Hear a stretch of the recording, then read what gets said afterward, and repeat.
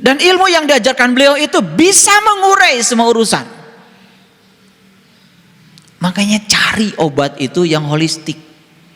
Cari obat itu yang sekali ya di treatment semua terurai. Gitu. Jangan berkecimpung di hilirnya. Kita harus menyentuh hulunya. Itulah hebatnya ilmu mengenal jati diri itu. Ilmu sangkan paraning dumadi itu. Itu hebatnya. Saya berani mengatakan ini karena saya sudah mengalami. Saya pernah berkecimpung di bidang ini, bidang ini, bidang ini. Ternyata kalau kita main-main di hilir, tidak main di hulu, parsial, tidak integral, sempit dan tidak komprehensif. Jadi kita kan harus belajar di waktu yang tersisa ini bagaimana menemukan satu ilmu yang ketika kita pelajari terurai semuanya. Itulah hebatnya ma'rifatullah. Tapi yang betul belajarnya, ya meniti ke dalam dirinya yang sungguh-sungguh. Sesungguhnya awal agama itu adalah makrifatullah, mengenal Allah. Segala puji hanya milik Allah, Sang Kehadiran yang meliputi seluruh ciptaannya yang tanpa batas. Beliau bukanlah suatu sosok, beliau juga bukan seseorang. Beliau adalah kecerdasan semesta tanpa batas, yang kehadirannya sudah membuat segalanya tercipta,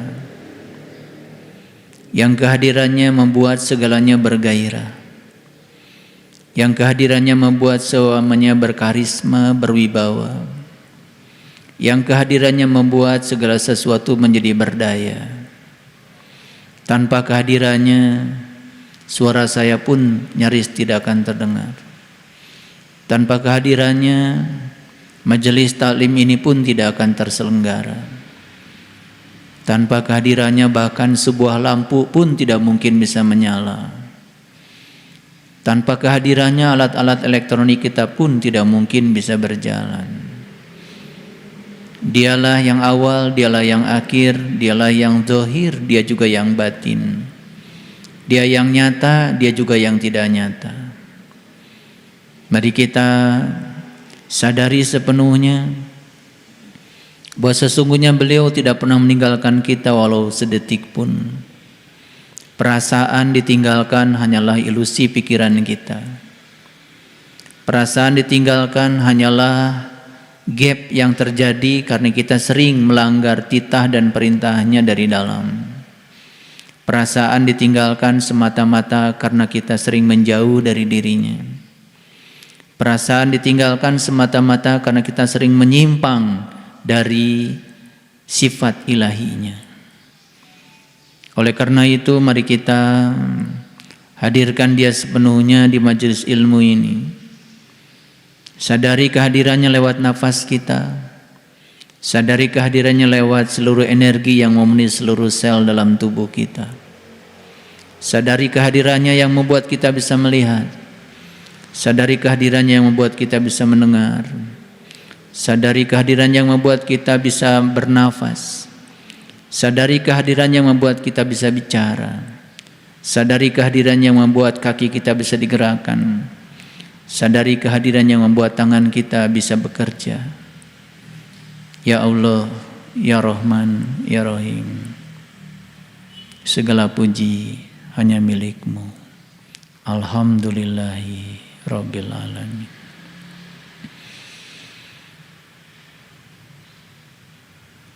Mari kita awali kajian yang penuh berkah ini seraya menyapa asmanya dengan kelembutan dan cinta, seraya membaca basmalah. Bismillahirrahmanirrahim. Para sahabat,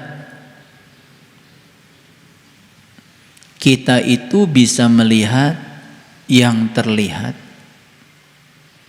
dan kita pun bisa melihat yang tak terlihat. Yang terlihat semua yang bersifat materi, energi yang sudah memadat. Yang tak terlihat adalah yang bersifat imateri. Yang materi hanya bisa dilihat oleh mata yang bersifat materi. Mata kita ini secara fisik hanyalah daging,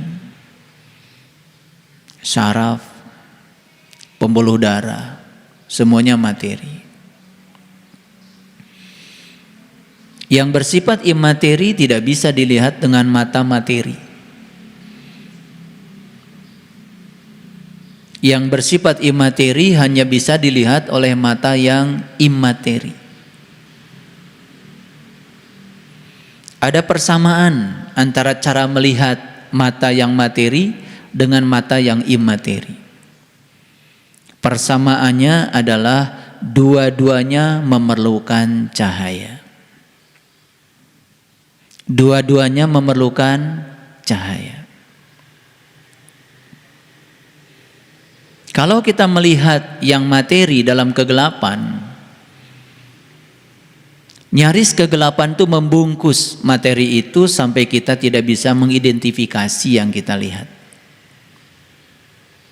Tetapi kalau mulai remang-remang, itu juga tidak bisa kita melihat dengan sejelas-jelasnya. Tetapi begitu sudah hadir intensitas cahaya yang cukup, maka cahaya yang datang kepada benda itu dipantulkan ke mata kita dan mata kita memiliki kesan melihat yang jelas.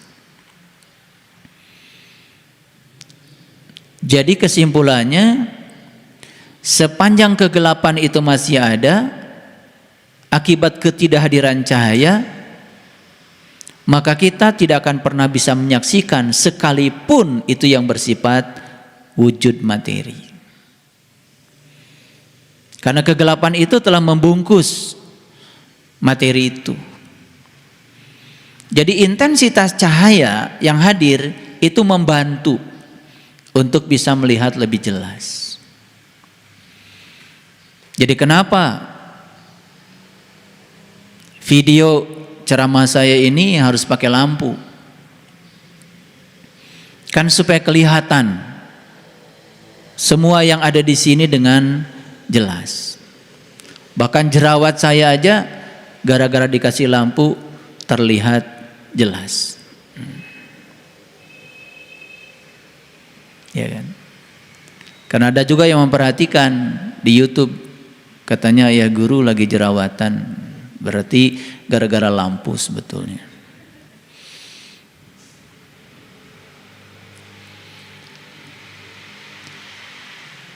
Yang bersifat imateri juga memerlukan cahaya.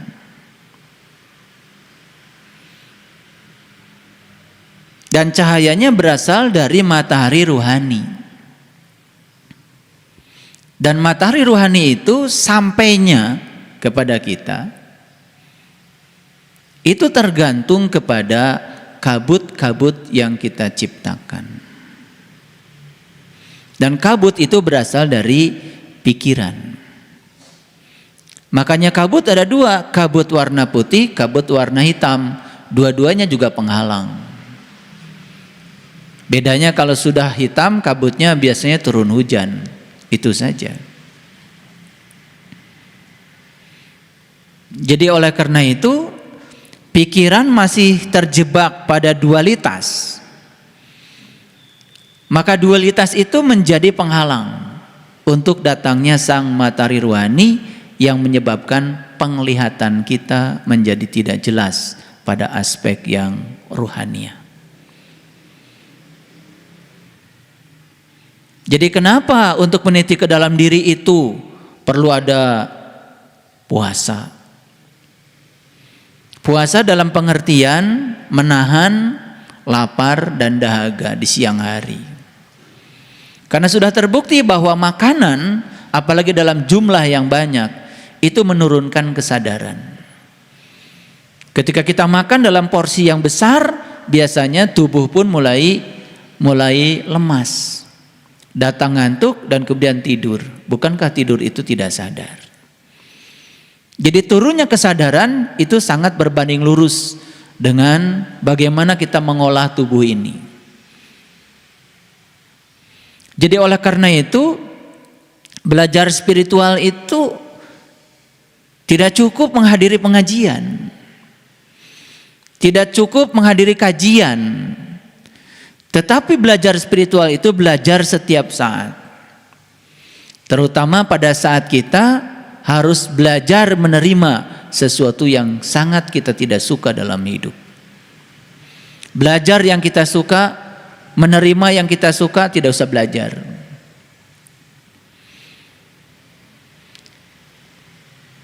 Karena kalau ada yang kita sukai, tanpa belajar kita sudah senang dan pasti menerima.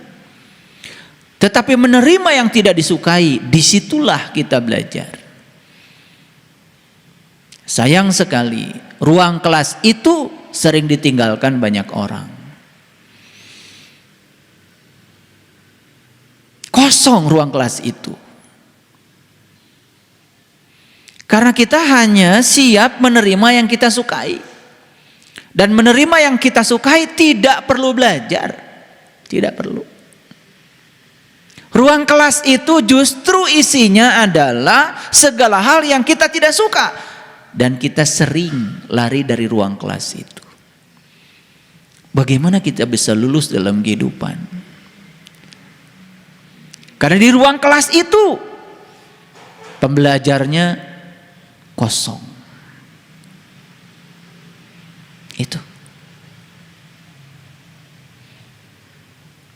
Pada kesempatan yang penuh berkah ini, saya sudah membuka surah Asy-Syu'ara. Gak tahu, pokoknya minggu-minggu ini saya masih berfokus di Asy-Syu'ara. Rasanya resonansi saya dengan Asy-Syu'ara itu makin kental aja. Sampai tadi pagi saya sempat share juga di WA grup kita. Saya menemukan di Quran surat Asy-Syu'ara itu ada 7 ayat yang diulang 7 kali. Ada satu ayat yang diulang 7 kali. Dan saya sampai menghitung itu. Semoga saya tidak salah. Karena sudah saya baca semuanya. Dan ayatnya berbunyi, fattaqullaha wa ati'uni. Fattaqullaha wa ati'uni. Itu saya mencatat diulang 7 kali. Pertama di ayat yang ke-108, yang kedua di ayat 110, yang ketiga di ayat 126,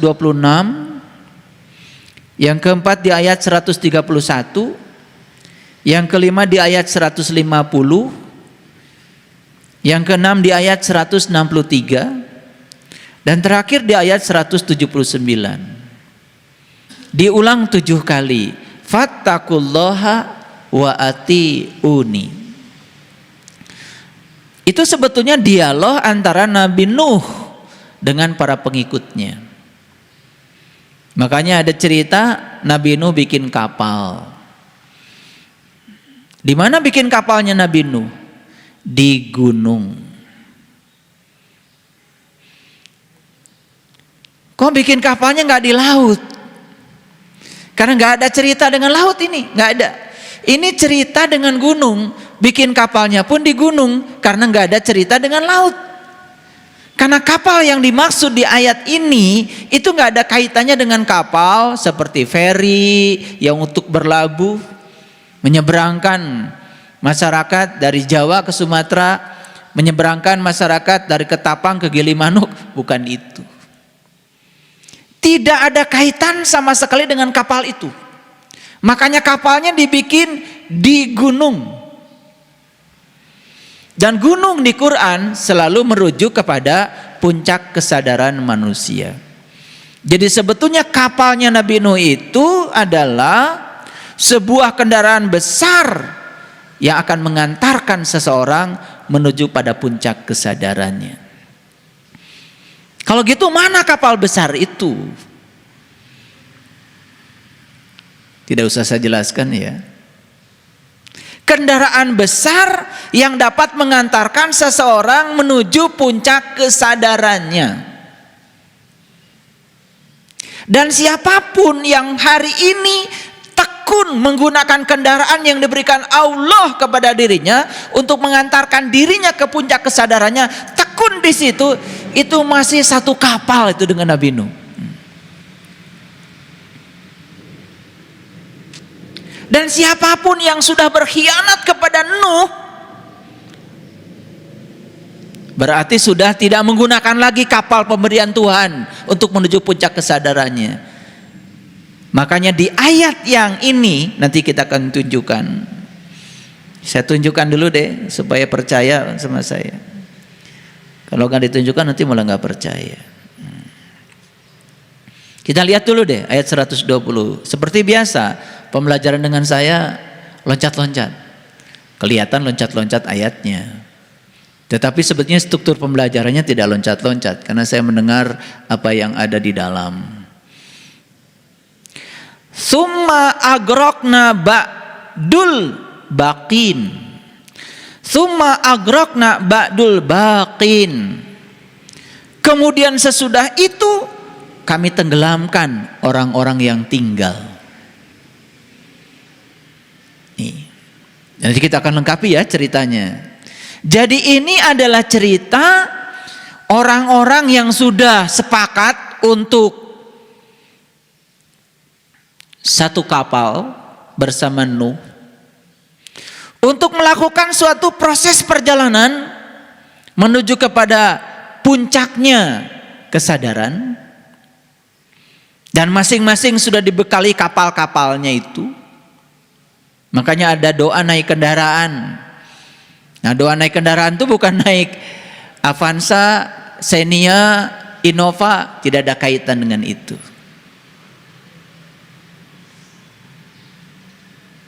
Subhanalladzi sakhkhara lana hadza wa ma kunna lahu muqrinin wa inna ila rabbina lamunqalibun. Kan itu doanya. Maha suci Engkau ya Allah yang telah mengajarkanku bagaimana cara menggunakan kendaraan ini, dan semoga kendaraan ini bisa mengantarkan aku pulang kepadamu. Wa inna ila rabbuna lamunqalibun.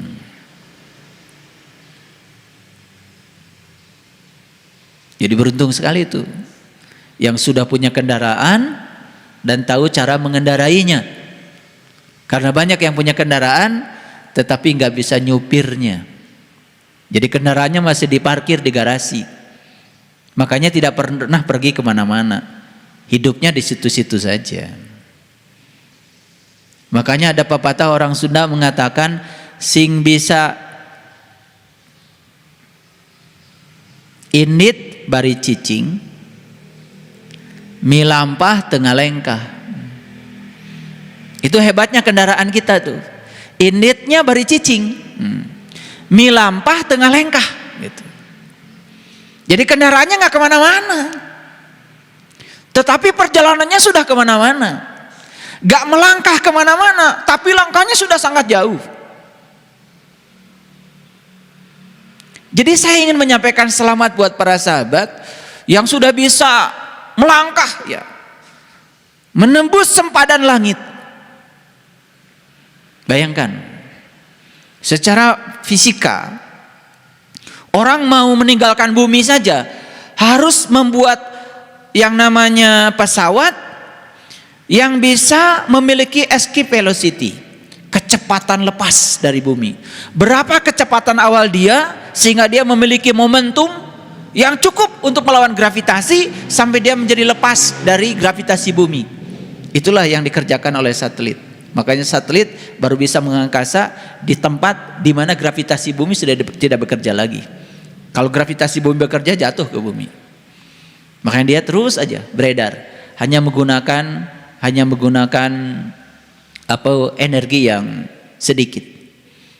Karena tidak perlu. Yang melawan gravitasi bumi bukan satelitnya.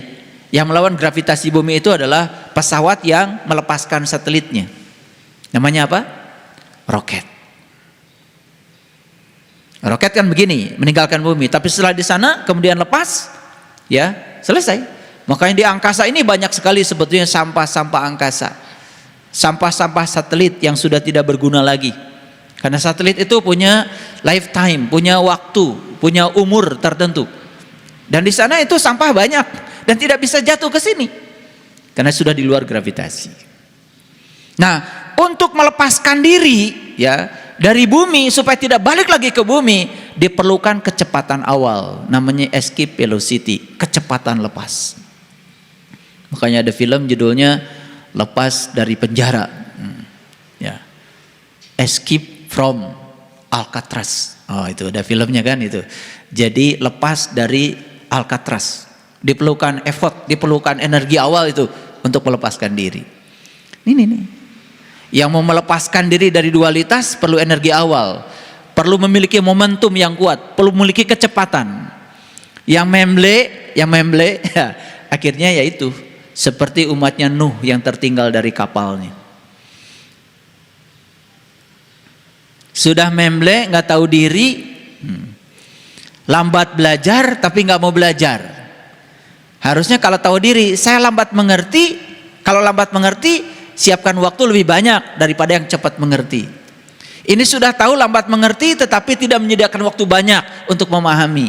Ya sudah, tidak punya kecepatan awal untuk melepaskan diri dari gravitasi dunia ini. Akibatnya perkembangan spiritualnya juga tidak maju-maju, di situ-situ saja. Dan menganggap seakan-akan sah-sah saja kalau dalam spiritual ada pengkhianatan. Di spiritual tidak boleh ada pengkhianatan. Terutama pengkhianatan kepada guru, pengkhianatan kepada para utusan Tuhan. Gak bisa di spiritual itu mengatakan, saya kan sudah dapat ilmunya, saya mau tekun aja tiap malam, dan kemudian tidak perlu bertemu dengan orang yang menjadi marga lantaran saya dapat ilmu ini. Itu namanya, itu yang disebut dengan culas itu. Dan orang-orang yang culas ilmunya juga tidak akan pernah berkah. Hanya untuk bertemu dengan guru aja berhitung luar biasa. Berhitung waktu, berhitung uang apalagi, ya sudah, uangnya juga tidak bertambah. Waktunya juga makin sibuk dan sempit. Lihat saja, orang yang selalu berhitung dengan itu repot. Makanya orang yang selalu memikirkan masa tua dengan asosiasi pikiran pada hal yang lemah, lihat saja, cepat tua. Tapi orang yang mengasosiasi pikirannya di masa tua dengan hal-hal yang menguatkan, lihat saja, dia menjadi awet muda. Tergantung asosiasi pikiran kita. Ada orang yang berpikir, semakin saya tua, saya semakin matang. Semakin saya tua, saya semakin dewasa. Semakin saya tua, saya semakin damai. Semakin saya tua, saya semakin menjadi diri saya sendiri. Kuat yang dia pikirkan, yang kuat-kuat, dia menjadi kuat. Karena dia menjadi kuat, tidak takut tua. Tidak takut tua, malah awet muda. Coba lihat, yang mengasosiasi pikirannya dengan hal yang lemah, wah kalau tua saya keriput. Semakin takut tua kan semakin cepat tuanya. Jadi sebetulnya kita punya kuasa untuk mengendalikan ya kekuatan Tuhan yang ada dalam diri kita. Dan kalau kekuatan positif itu sudah mempengaruhi pikiran kita, dan pikiran itu akan merealisasikan semua yang kita mau.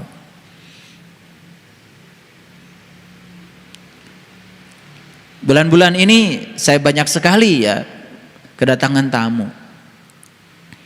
Dan hampir semua orang yang datang ke rumah itu ya menginginkan hal-hal yang ecek-ecek lah.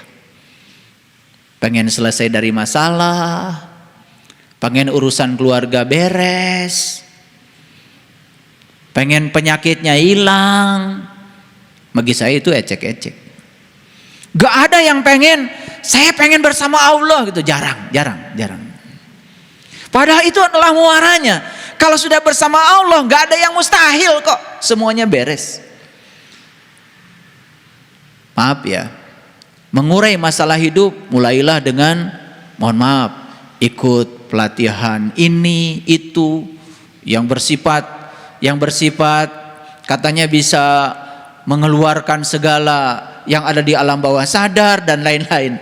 Nah, itu tidak menyelesaikan masalah. Makanya Nabi Muhammad ngajarin ilmu satu aja, ma'rifatullah. Satu saja, tidak mengajarkan yang lain. Dan ilmu yang diajarkan beliau itu bisa mengurai semua urusan. Makanya cari obat itu yang holistik. Cari obat itu yang sekali ya di treatment semua terurai. Gitu. Jangan berkecimpung di hilirnya. Kita harus menyentuh hulunya. Itulah hebatnya ilmu mengenal jati diri itu. Ilmu sangkan paraning dumadi itu. Itu hebatnya. Saya berani mengatakan ini karena saya sudah mengalami. Saya pernah berkecimpung di bidang ini, bidang ini, bidang ini. Ternyata kalau kita main-main di hilir, tidak main di hulu, parsial, tidak integral, sempit dan tidak komprehensif. Jadi kita kan harus belajar di waktu yang tersisa ini bagaimana menemukan satu ilmu yang ketika kita pelajari terurai semuanya. Itulah hebatnya ma'rifatullah. Tapi yang betul belajarnya, ya meniti ke dalam dirinya yang sungguh-sungguh. Baik. Jadi kenapa di Quran kok ada kata-kata fattaqullaha wa ati'uni? Bertakwalah kepada Allah dan ikuti aku. Bertakwalah kepada Allah, ikuti aku. Itu diulang sampai 7 kali di dalam satu surat, itu surat Asy-Syu'ara. Kenapa Nabi Nuh itu terus menerus kepada pengikutnya, takwa sama Allah, tapi ikuti aku. Takwa sama Allah, ikuti aku. Kenapa harus begitu? Karena itu satu paket. Gak bisa. Orang-orang yang culas belajar spiritual gak akan maju. Merasa sudah mencapai titik tertentu, pada suatu saat juga ketika ketemu dengan kontradiksi tetap aja jadi melawan. Karena aslinya dia itu kan kelihatan nanti pada saat bertemu dengan yang tidak diinginkan dalam hidup. Di situ kan kelihatan sikap dia seperti apa. Paham maksud saya? Oke. Ini hari ini saya mau ngasih ilmu yang luar biasa supaya kita bangun, ya bangun, jangan memble. Ayo. Ya, kiamatkan diri kita sekarang, di sini, saat ini. Semangat. Nah, kemudian sesudah itu kami tenggelamkan orang-orang yang tinggal. Siapa orang-orang yang tinggal ini? Sebetulnya dia sempat satu kapal sama Nuh, dan kemudian dia mengeluarkan diri dari kapal itu. Dan dia tinggal, tidak ikut di rombongannya. Akan ditenggelamkan. Ditenggelamkan oleh air, ditenggelamkan oleh banjir, ditenggelamkan oleh ombak.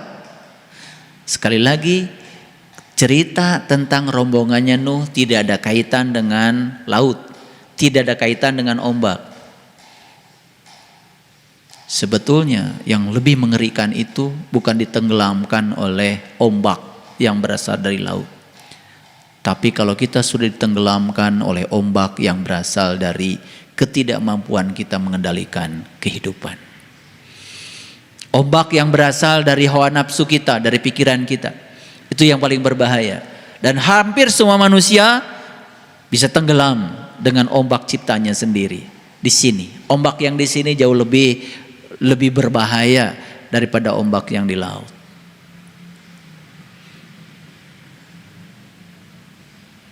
Bisa mengerti maksud saya?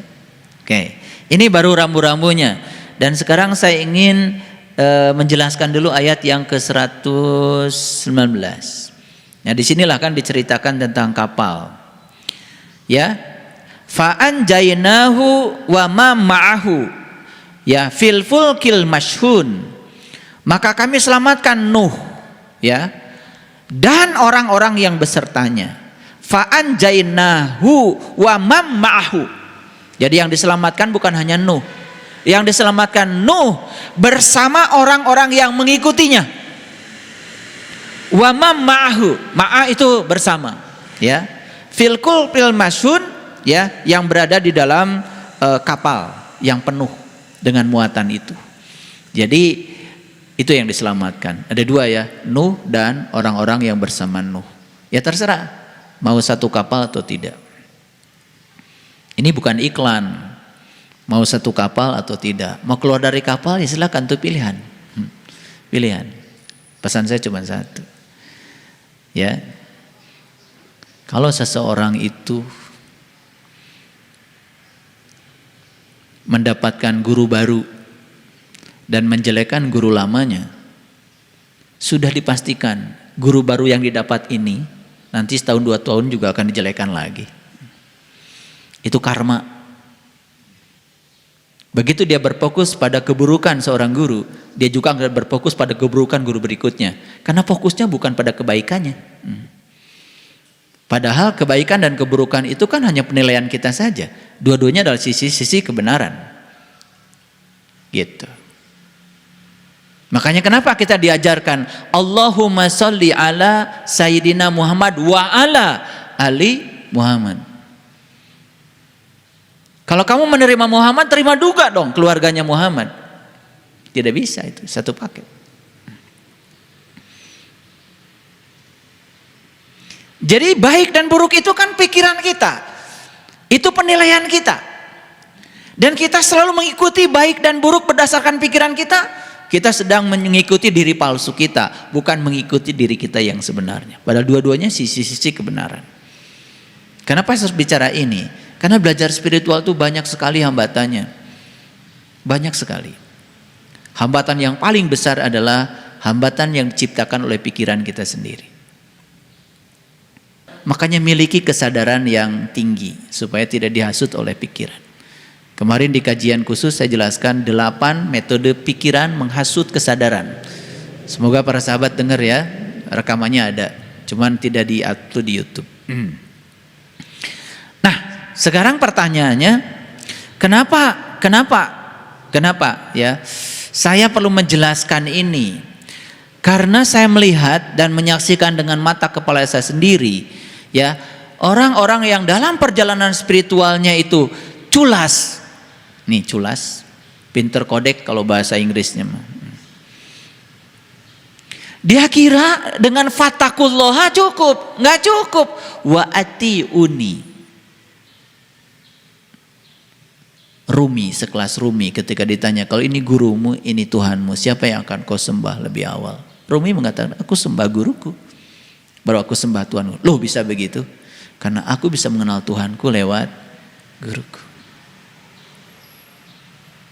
Sampai di dalam hadis dikatakan malam yahmadinas lam yahmadillah. Yang tidak berterima kasih pada manusia yang menjadi marga lantaran dia sampai kepada Tuhan, sama saya dia tidak berterima kasih pada Tuhan. Jadi saya hanya mengingatkan bahwa spiritualitas tidak mengenal culas. Spiritualitas tidak mengenal pinter kodek, gak bisa. Spiritualitas harus total.